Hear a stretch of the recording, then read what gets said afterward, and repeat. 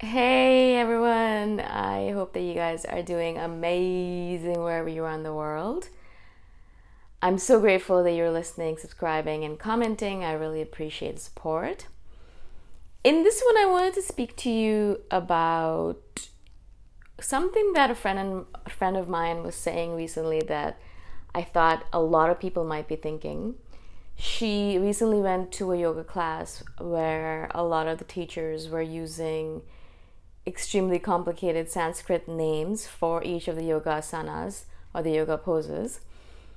And she kept on thinking and wondering why they were being so pretentious and snobbish. Why can't they just use the normal English name? Why do they have to use a Sanskrit name? And so when we met up for dinner, she said exactly the same thing to me. She's like, well, why do they have to be like that? Why are they pretending to be so high and mighty when they could just literally just say the root chakra instead of saying muladhara, or they could just say breathing exercise rather than saying pranayama.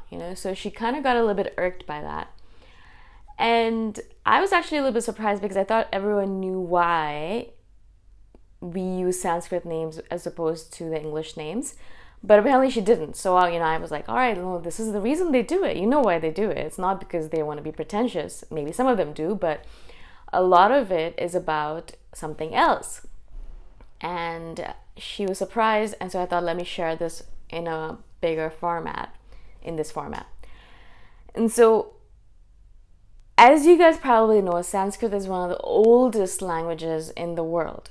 The oldest and the holiest, according to a lot of people, language in the world. It is actually the mother of a lot of, and almost all of, Indo-European languages, which basically covers almost the entire planet, except for some African languages. And so a lot of languages, basically in Europe, in all of the Indo-European countries, in most of India, Southeast Asia, all of those countries, a lot of those languages come from Sanskrit. At least the mother of those languages is Sanskrit. And it's funny because a lot of times I'll be sitting there and I live in Thailand right now, and they'll say some word and I'll be like, oh my god, that sounds like the Hindi word for it. Yesterday I was sitting at a massage and the girl's like, I asked her, what's the word for rose? And she said kulab. And I'm like, oh my god, that's exactly the same thing. We call it gulab in Hindi, and they call it kulab or gulab in Thai, something like that. And so it's so similar because a lot of these languages in Asia, they emanate, or their source is Sanskrit. A lot of other languages also emanate from Latin, and so that's why a lot of languages have these mothers, right?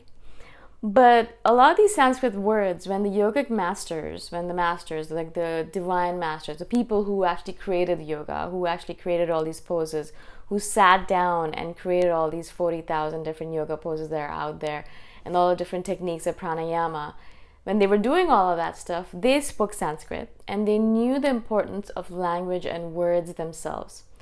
You yourself know that words are extremely powerful. You know that if you have some kind of negative self-talk, a second negative language or negative words that you're using for yourself, then you notice that your persona and your personality, your characteristics, a lot of stuff becomes negative as well.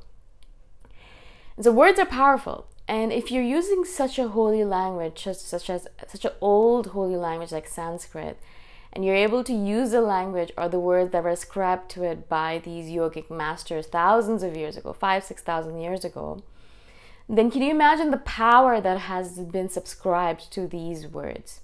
So every single time you say an asana's name, a yoga pose's name in Sanskrit rather than English, you ascribe to it, or you subscribe to a little bit more power to that pose and to those words rather than just using the English form of it, right? It's very easy to say, oh, I'm just going to do the baby pose. Well, it doesn't have that much power in it if you actually use the real word for it, which I can't remember at the moment, actually. So if you actually use the Sanskrit word for a lot of these things, then actually, as I said, it invokes that power that was ascribed to it by those yogic masters thousands of years ago. And for thousands of years, these individuals, yogis, have been using the same word, the same language to describe these poses all throughout history. For thousands of years, we've been calling the root chakra Muladhara. And we've been calling the corpse pose Shavasana. So we've been using the same words over and over again, and that also ascribes to it a lot of power. So when you're sitting here in the 21st century and you're doing a yoga pose that was named by some yogic master thousands of years ago, because there's some meaning and some power given to these words. Muladhara, which is the root chakra, it's not just a random assortment of words or letters. It's not just like randomly the person's like, all right, yeah, I'm going to name this Muladhara. No, there is a reason for why it was named this way. And I'm sure, and I have this idea, that when they were naming these poses and chakras and things like that, they weren't just doing it randomly, as I said. They were putting it in with magic, with meaning, with power. And every time you say those words over and over again, that power, that magic is invoked by you. So not only are you doing the pose to gain the benefit of it, but saying the word itself, just like you say a mantra. Why do you say a mantra in Sanskrit rather than saying it in English? Because the Sanskrit mantras have this power to them. They have this meaning to them. Each Sanskrit letter has beautiful meaning and holiness behind it. And so when you say those words with those powers associated with them, your poses become a little bit more powerful, and your words become more powerful, and your characteristics, your personality, everything just gains a little bit more power. And little by little, you're able to invoke, or you're able to basically channel those yogic masters from long time ago who named these poses. So you're bringing them into your pose, you're bringing them into your spirit, you're bringing them into your yoga space by using those words.